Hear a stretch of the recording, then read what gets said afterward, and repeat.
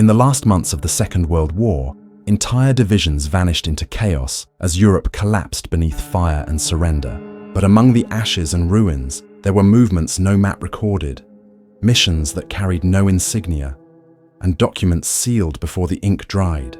Between Berlin's burning streets and the birth of a new geopolitical order, intelligence operatives, defectors, and soldiers on both sides moved to secure secrets so dangerous they would never appear in any public archive. Decades later, fragments of those operations began to resurface. Declassified memos, erased flight logs, and silent graves marked only by numbers. What they reveal is not victory or defeat, but the uneasy truth that some wars do not end when the fighting stops. Chapter 1: Operation Eclipse, the Shadow of Berlin. In April 1945, as the Red Army closed its iron grip around Berlin, the city had become a labyrinth of collapsing command posts, burning archives, and desperate men. Allied planners at SHAF headquarters in Reims had already drafted Operation Eclipse, a blueprint for the occupation of Germany, but a separate, unacknowledged mission bore the same codename. Its objective was neither political nor logistical. It was recovery. Intelligence gathered from defecting officers of the Sicherheitsdienst indicated that a cache of documents beneath the Reich Chancellery concerned something called Project Morgenlicht, a scientific initiative so classified that not even Albert Speer had full access.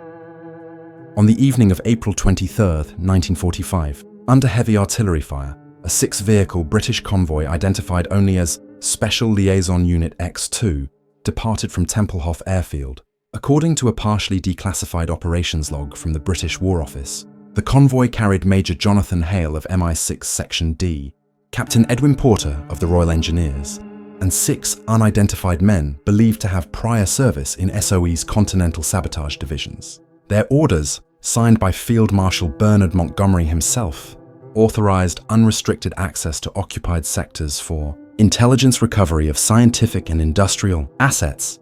The phrase was later struck from official records. Eyewitness accounts from Berlin civilians and Wehrmacht prisoners describe the same event. British marked lorries entering Wilhelmstrasse under the cover of darkness, escorted by armored scout cars displaying falsified Soviet markings. The operation lasted 3 hours. When Soviet units reached the area 2 days later, they found the lower levels of the Reich Chancellery stripped of filing cabinets and sealed storage cases. Burned fragments of blueprints, marked with both SS and Luftwaffe insignia, littered the floor. The Soviets immediately cordoned off the site, but by then, the convoy was gone. Declassified RAF air traffic records show that on April 26th, an unmarked Douglas C-47 took off from a makeshift airstrip near Magdeburg, destination Antwerp. Onboard cargo manifests list, miscellaneous technical materials, priority clearance, with Hale's signature at the bottom. None of the cargo ever arrived. The aircraft's last radio contact occurred at 04:17 hours over the Ruhr corridor, reporting electrical interference and instrument failure due to magnetics. Search missions found nothing. It was written off as lost in combat conditions, though German forces had already collapsed in that region. For decades, the disappearance remained an obscure wartime mystery. Then, in 1972, a fragment of a military file surfaced in the British Public Record Office, mistakenly included in a box of declassified logistics papers. It referenced Eclipse 12 and a memo from US Army G2 intelligence dated June 1945. Do not pursue coordination with Soviet liaison concerning recovered scientific papers. Materials transferred under dual authority, as per Joint Directive 712B. Subject: Morgenlicht, attached, was a single page listing designations that did not correspond to any known weapon systems, Lichtstrahlanlage, Kategorie Z, Sonnenkernkapsel, and Energieübertragungseinheit Typ 3. What these phrases meant has never been conclusively determined. Linguistic analysts from the Ministry of Defense later suggested that Lichtstrahlanlage could refer to an optical or laser-related system, though such technology was decades ahead of 1940s development. Others argued it was merely theoretical physics, papers that held no practical application. Yet several historians point out that similar terminology appears in recovered SS documentation from Kammler's engineering corps, which oversaw advanced weapons construction, including the V-2 missile program. By 1947, Every man associated with Special Liaison Unit X2 was either reassigned or discharged. Major Hale was last recorded as attached to British Intelligence's Vienna station, then disappeared from all personnel lists. Captain Porter's widow reported him missing after a routine courier mission in 1948. The other 6 men, unidentified in any official capacity, are presumed dead. The British War Office issued no obituaries, no commendations, and no record of service medals. Only a single internal memo survives, dated 1951, labelled "Eclipse, do not reopen." Independent researchers, trawling through post-war OSS archives, discovered references to a post-surrender meeting between American and Soviet liaison officers at Potsdam. One entry reads, "Agreed suppression of technical findings per understanding reached at Schaff level. Both parties acknowledge containment imperative. It was initialed by Brigadier General Edwin Seibert, G2 Intelligence. The Soviets never released corresponding documentation, though a 1963 KGB defector, codenamed Falcon, mentioned in interrogation that the English took the papers from beneath the Führer's bunker before we arrived. He also claimed the documents were of astronomical application. In 1998, construction workers excavating near Wilhelmstrasse uncovered a collapsed tunnel chamber believed to connect to the former Chancellery complex. Within the debris, archaeologists found several metal containers corroded beyond recognition. Inside one was a single brass plate engraved with the number E12. Forensic analysis confirmed the alloy composition matched that used in late-war German experimental aviation prototypes. No other artifacts were recovered. The chamber was resealed by order of the German Federal Office for Building and Regional Planning, citing structural instability. Today, the British government maintains that Operation Eclipse was nothing more than a post-surrender administrative plan. No mention of Hale, Morgenlicht, or E12 exists in public archives. Yet private collectors and former intelligence officers whisper of microfilm reels once auctioned through Cold War black markets, allegedly containing blueprints for energy-based transmission systems seized from Berlin in 1945. None have ever surfaced publicly. In the end, Operation Eclipse remains a ghost of 2 wars, one fought openly with bombs and soldiers, and another buried in sealed crates and missing flight manifests. If the papers of Project Morgenlicht truly existed, they are now scattered among nations that refuse to admit what they recovered from the ruins of the Third Reich. And if those documents ever resurface, they could rewrite not just how the war ended, but what it was really fought for. Chapter 2. The Cold Files, Sub-Level 7 in Königssee. In the spring of 1953, 8 years after the guns fell silent across Europe, the United States Army Corps of Engineers received orders to conduct controlled demolitions of abandoned Wehrmacht fortifications in southern Bavaria.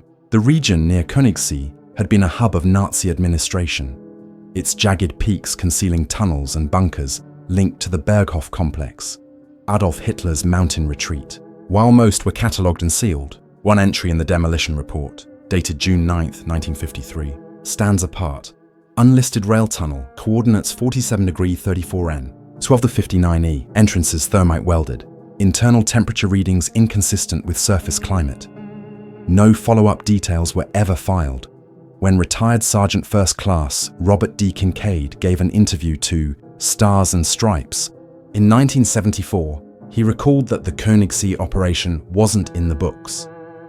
His unit was told to clear a transport shaft, likely for munitions, but what they uncovered was far more complex. Beneath 4 meters of solid concrete, they found a corridor sloping downward, reinforced with polished steel ribs. Painted in fading Gothic script at the tunnel mouth were the words Unterebene 7. Beyond it lay a network of sealed chambers, each connected by tram rails and ventilated through narrow shafts that led directly into the mountainside. On the walls, red stenciling bore the insignia of the Ahnenerbe, Heinrich Himmler's occult research division. Though this one seemed less ceremonial and more industrial, Kincaid described the air as metallic and dry, like an electrical plant, and the temperature, oddly, stayed constant, 18 degrees Celsius. Even though the region above was covered in snow, inside one chamber stood the remnants of cylindrical housings connected by thick copper conduits. Scorch marks licked the ceiling, and melted alloy puddles lined the floor. It looked like a jet engine stripped down by someone who didn't understand gravity, Kincaid said. Engineers collected samples of the metal, which turned out to be a composite of tungsten and an unidentified element, stronger and lighter than any known at the time. Officially, Sublevel 7 was documented under the temporary designation Site K22. However, within a month, the Corps' report was pulled from the regional archive. The following year, a declassified Signal Corps memo surfaced, stamped with the cryptic header, Technological Containment Directive. It referenced a joint containment effort between US and West German authorities concerning unverified energy transference systems and materials derived from German high command facilities. No specifics were attached. The memo was signed by Brigadier General Harold T. Voss, who oversaw European recovery operations. Strangely, Voss resigned within 3 months, citing health reasons. He died in 1956, the cause recorded as acute radiation exposure, though he had not been stationed near any nuclear testing grounds. By late 1953, the entrance to Sublevel 7 had been resealed under orders from the newly formed CIA's Office of Scientific Intelligence. A classified field directive issued to Paperclip Liaison Section C instructed that technical, debris and materials recovered from Site K22 are to be catalogued under Project Nimbus and transferred to Wright-Patterson Air Development Center. Wright-Patterson, already home to many of Germany's captured scientists under Operation Paperclip, became the last known location of the materials. But internal memos reveal an anomaly. There is no record of arrival. Inventory lists for Project Nimbus begin with K23. Locals in Berchtesgaden began speaking of strange noises near Königssee that winter, low-frequency vibrations that carried across the frozen lake during snowstorms. Some claimed the sound came from beneath the water, a continuous hum that faded at dawn. A Catholic priest, Father Joseph Meissner, wrote in his parish journal that the mountains whispered with a voice like machinery.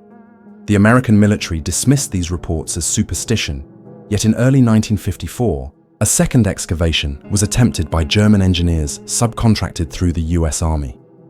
The project was abruptly halted after a cave-in killed 3 workers. No public investigation was ever released. Years later, in 1979, a declassified German Federal Intelligence Service (BND) document referred to the Königssee installation during an internal review of Cold War technology exchanges. The file noted that a Series 7 containment vault existed beneath Mount Jenner and had been repurposed for acoustic surveillance. Historians who later reviewed the file observed that the terminology matched early US descriptions of Sublevel 7. One line, struck through with black ink but still legible, read, subsystem related to Kammler's propulsion directive, Phase Delta.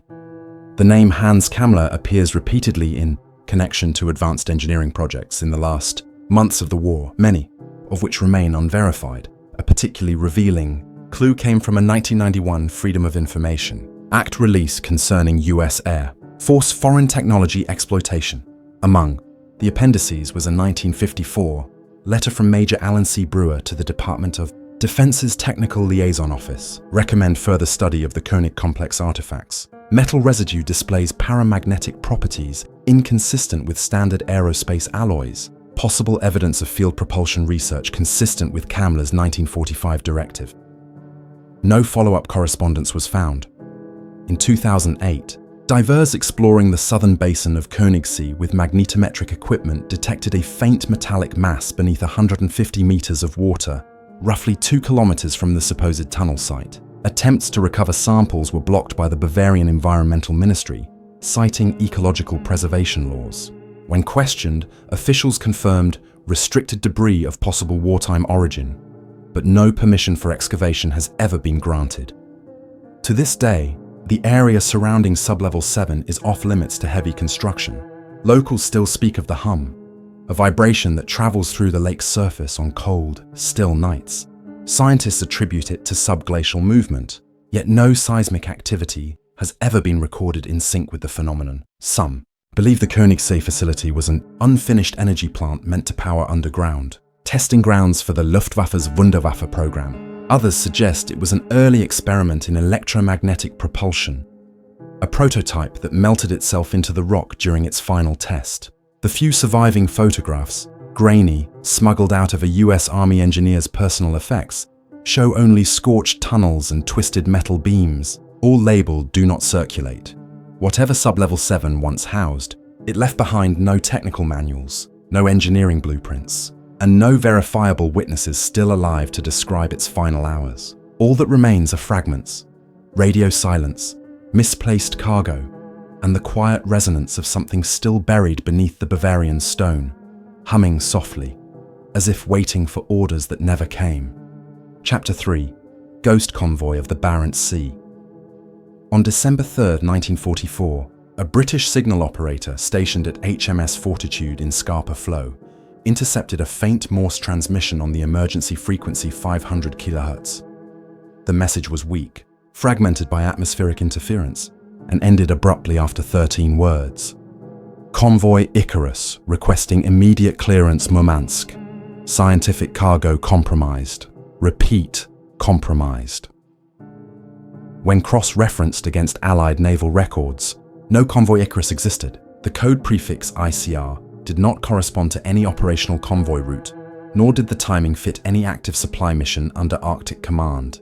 The signal's source triangulated somewhere off the northern coast of Norway, near the Barents Sea, an area still heavily contested by German U-boats at the time.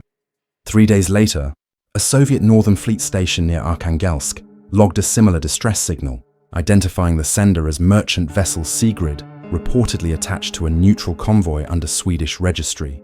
Yet Swedish maritime authorities would later deny that any vessel by that name had ever been registered or licensed for Arctic operation. Curiously, the intercepted message used Allied encryption standards introduced only 2 months earlier, accessible exclusively to US Navy and British Admiralty intelligence divisions. The Russians, still relying on pre-Lend-Lease cipher pads, could not have generated it. Intelligence summaries filed by the British Admiralty in January 1945 list an unverified convoy sighting near Nordkapp, travelling east under blackout conditions. Norwegian resistance reports indicated 3 large cargo ships, escorted by a single destroyer of unknown origin. A captured German naval radio log from U-965 described the same group as shadow formation, bearing false call signs, unknown flag, heading Murmansk route, heavy interference. The logbook ended with the entry: contact lost after white atmospheric distortion, compass malfunction reported. Hours later, U-965 disappeared without trace. Its wreck was never found. In 1946, US naval intelligence compiled a restricted post-war review known as the Arctic Convoy Anomalies Report. One section, labeled Icarus, was partially declassified in 1979. It described an unauthorized joint maritime movement occurring between late November and early December 1944. The ships, the report claimed, were believed to be carrying technological materials of unspecified nature from Baltic ports evacuated during the Soviet advance. Though the document was heavily redacted, 2 names appeared in the margins: Dr. Walter Gerlach and SS General Hans Kammler, both associated with Germany's advanced research divisions. Gerlach, a theoretical physicist, was linked to studies on atomic energy and gravitation fields. Kammler oversaw secret weapons programs and the relocation of scientific assets as Germany collapsed. The cargo's origin, investigators surmised, was likely from Peenemünde or Königsberg, facilities where Nazi scientists had conducted experimental tests on energy transference systems and long-range propulsion. According to captured German correspondences, one such transport was codenamed Projekt Rückgrat der Götter, the spine of the gods. The title appeared nowhere else in surviving documentation, but its poetic phrasing mirrored the rhetoric used in Kammler's late-war communications, where scientific terms were often cloaked in mythological metaphors to obscure meaning. Survivor accounts, though scarce, add another layer of mystery. A Soviet fisherman, Pyotr Annenkov, interviewed in 1958, described seeing a line of ships with dim lights moving in silence off the Kola Peninsula during a winter storm. He claimed that as the vessels passed, his compass began spinning uncontrollably, and the radio emitted a high-pitched tone that caused his crewmate to collapse. When they returned to port, Soviet authorities confiscated their equipment and instructed them not to discuss the incident. Annenkov's account was dismissed as superstition, but his vessel's logbook, discovered decades later, corroborated the approximate date and coordinates of the Icarus transmissions.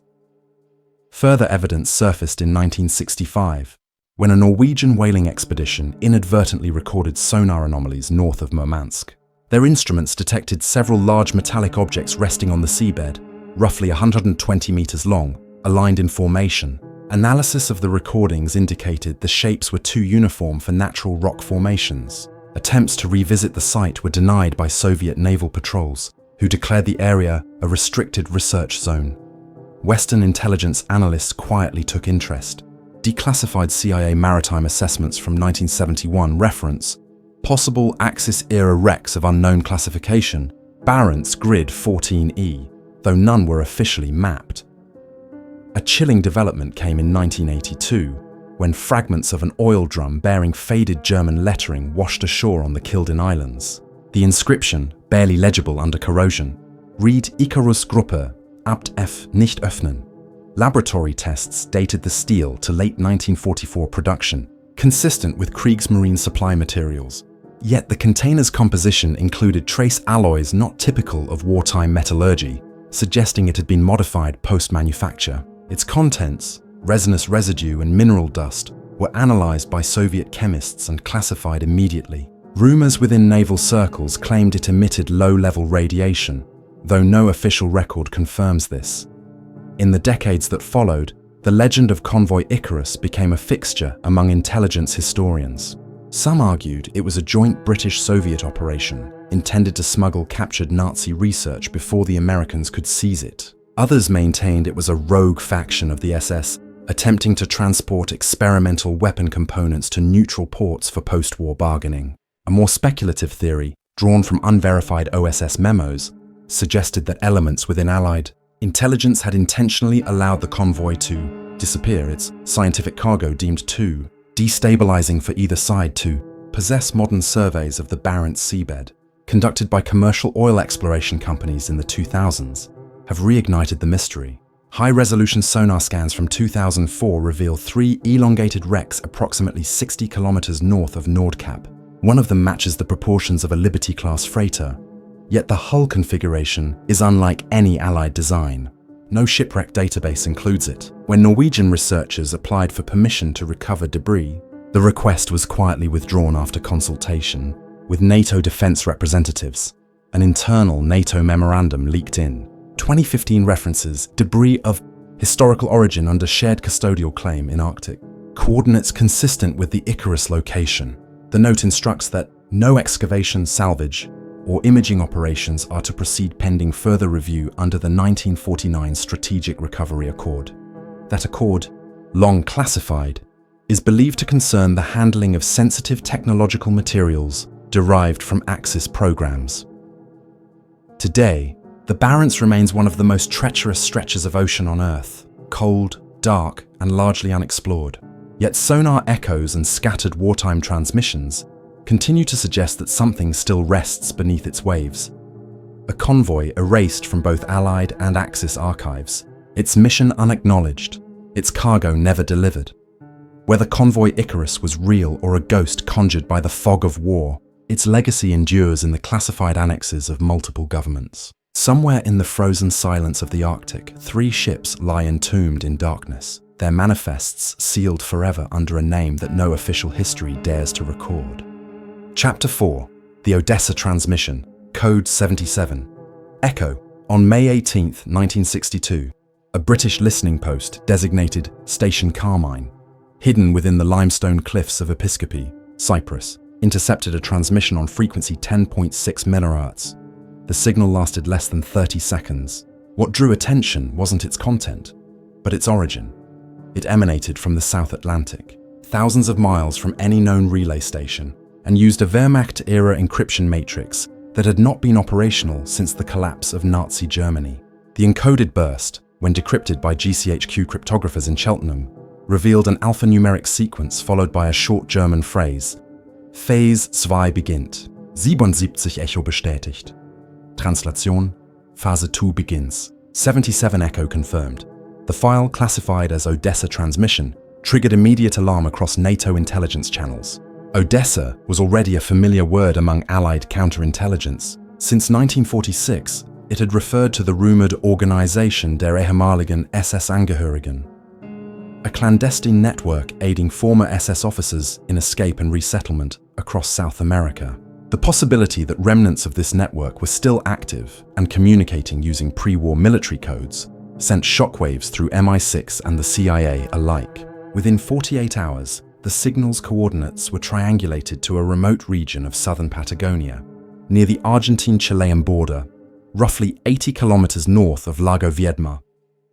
A joint Anglo-American reconnaissance mission, disguised as a geological survey team, was dispatched under the cover name Operation Falconer. Field Commander Major Robert Keating of British SIS, along with CIA operative Lieutenant Colonel James Wilcox, led a 6-man team equipped with radio tracking equipment and aerial photography units. According to a declassified Ministry of Defense memo dated August 12, 1963, Falconer located the transmission source to within a 2-mile radius of Glacial Valley 14B.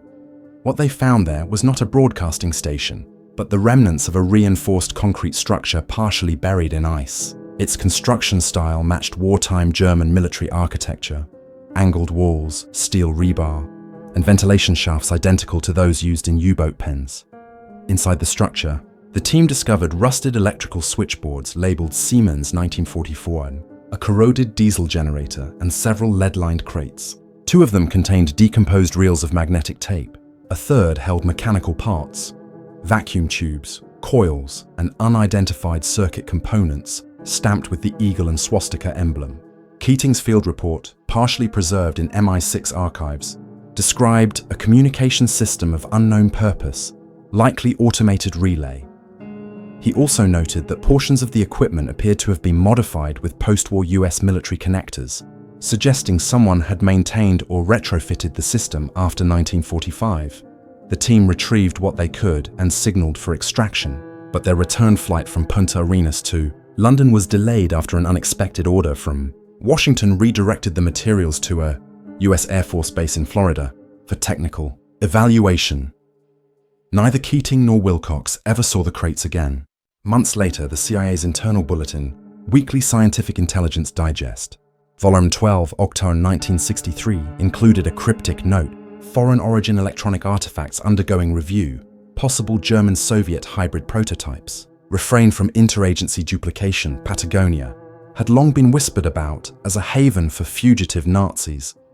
Declassified, Argentine intelligence documents reveal that between 1947 and 1952, hundreds of German expatriates, many linked to the SS, settled in the provinces of Rio Negro and Santa Cruz under false identities. Yet what tied those refugees to the 1962 transmission remained unclear. A separate Argentine police report, dated November 1962, described the arrest of a German national named Kurt Heinemann, found carrying radio schematics and a notebook filled with numeric sequences matching the 77 echo transmission pattern. Heinemann died in custody 3 days later, officially of heart failure. His notebook was seized by the local branch of SIDE, Servicio de Inteligencia del Estado, and has never been recovered. By 1965, the incident was quietly buried. GCHQ reclassified all Odessa-related files as closed for 75 years. Keating retired from SIS in 1971, disappearing a decade later while traveling in Chile.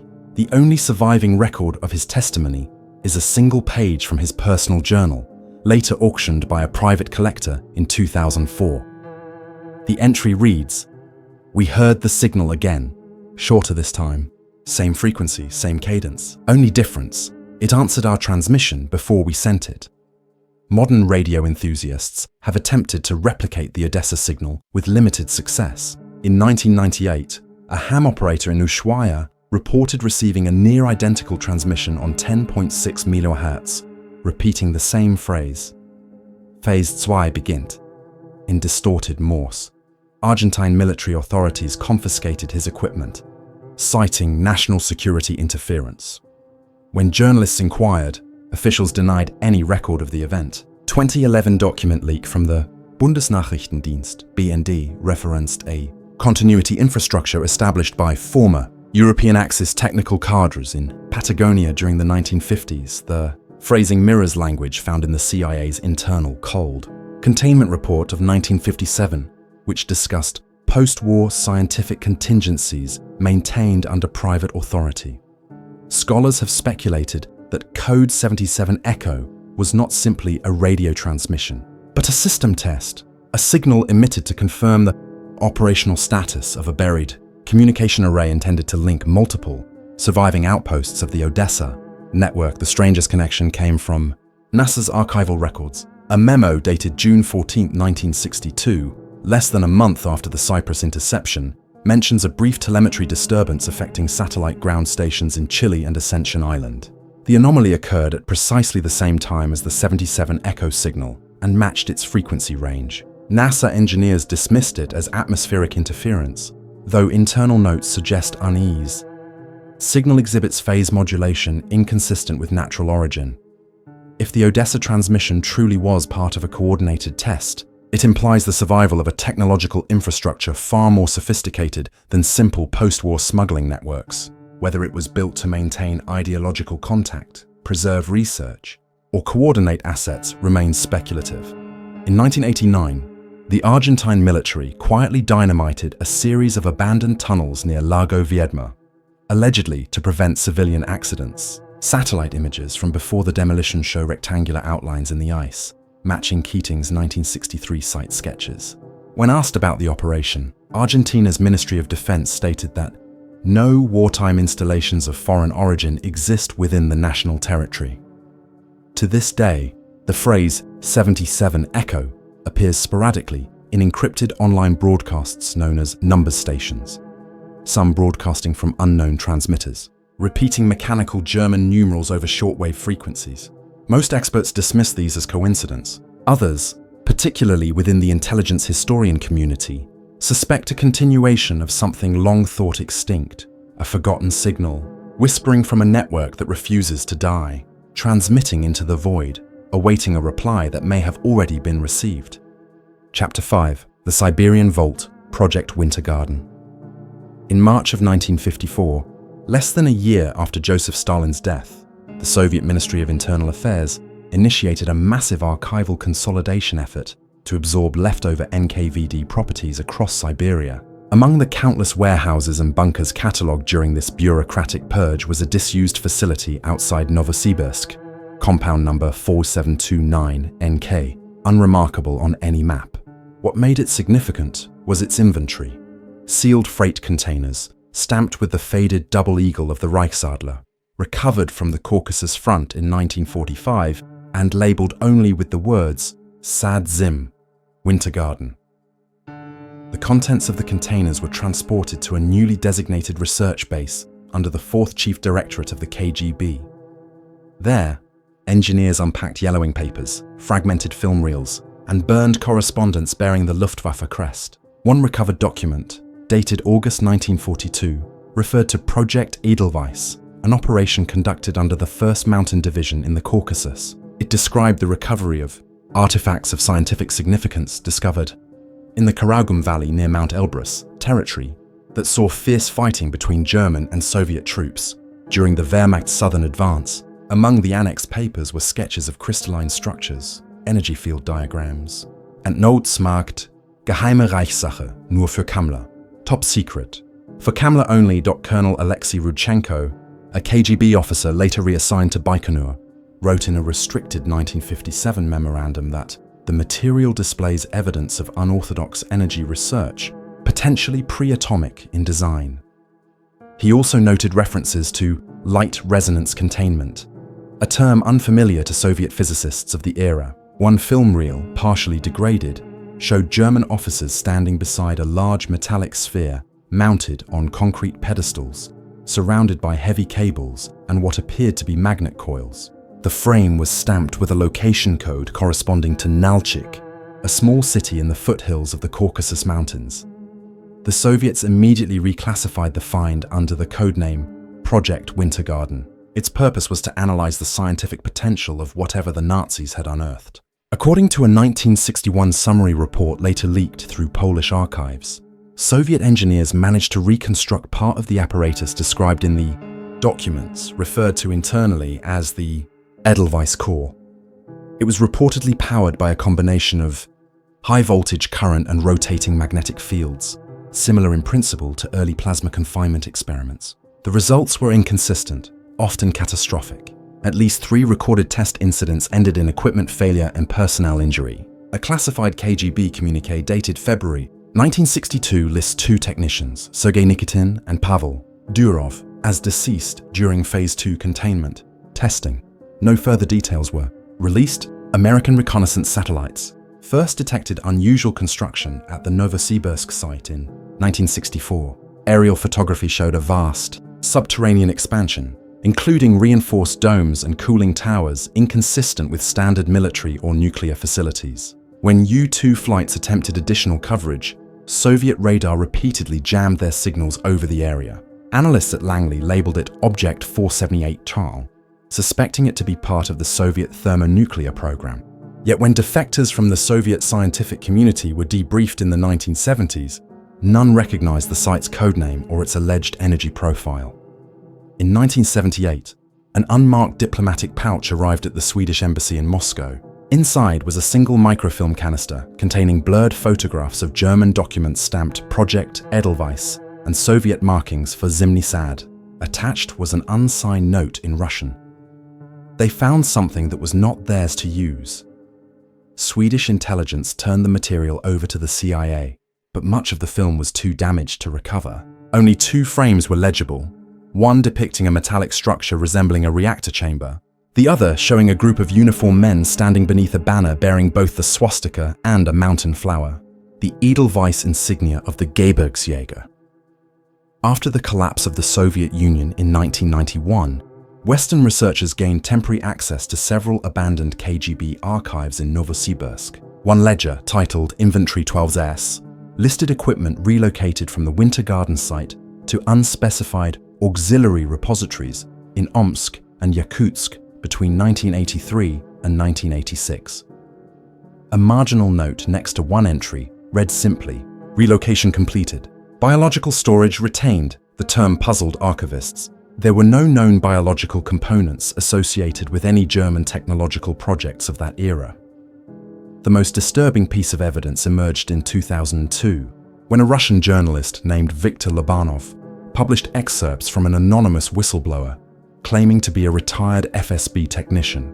The source alleged that beneath the Siberian soil lies a sealed chamber built in the 1950s, powered continuously to maintain a constant temperature near absolute zero. He described viewing a thick, glass window within the vault through which a metallic object suspended in darkness emitted a faint luminescence, pulsing once every few seconds. Lobanov's article was swiftly censored, and within weeks, both the newspaper and its editor-in-chief were charged with dissemination of state secrets. Lobanov vanished soon after his release from questioning. Western analysts dismissed the story as fabrication until 2006, when seismic readings recorded a minor tremor centered precisely on the coordinates of the former Winter Garden site. The anomaly was accompanied by a short-lived electromagnetic surge that disrupted radio traffic across Novosibirsk for nearly 2 minutes. Russian authorities attributed the event to a transformer explosion. No independent confirmation was permitted. Some believe that Project Winter Garden was an early Soviet attempt to weaponize or replicate an unknown German technology, perhaps related to experimental plasma or magnetic propulsion. Research led by SS scientists in the final days of the Reich. Others claim the Nazis had stumbled upon an anomaly in the Caucasus. Mountains, an unexplained geological or physical phenomenon they sought to harness. And the Soviets merely inherited their failure. Whatever the truth, no conclusive record explains why the site required continuous power, or what it continues to preserve beneath the permafrost. Today, the compound's coordinates are erased from modern Russian maps, replaced by forestry zones and industrial markers. Satellite images reveal faint grid patterns in the snow, symmetrical and artificial. In winter months, infrared sensors still detect a single heat signature, steady, unwavering, emanating from deep underground. Officially, Project Winter Garden never existed. The Soviets buried its name under layers of bureaucratic obfuscation, and the West never dared to press the question. Yet for those who have studied the fragments, one fact remains. From Berlin to Königssee, from the Barents to Patagonia, A chain of hidden operations carried the remnants of a war that refused to die. Somewhere in Siberia, the last chapter of that chain still breathes beneath the ice, humming faintly like a machine that has forgotten why it was ever turned on. Across continents and decades, fragments of forgotten files and intercepted signals form a chain too consistent to dismiss yet too incomplete to prove. The ruins of Berlin, the silence of Königssee, the frozen hulks of the Barents, the whisper from Patagonia, and the heat beneath the Siberian ice, all point toward a continuity no nation has ever admitted. What began as recovery missions and containment operations may have evolved into something self-sustaining, buried deep enough to outlive its creators. Every lead ends in redacted lines and sealed archives, but the same question remains. If the war truly ended in 1945, why do its machines still hum in the dark?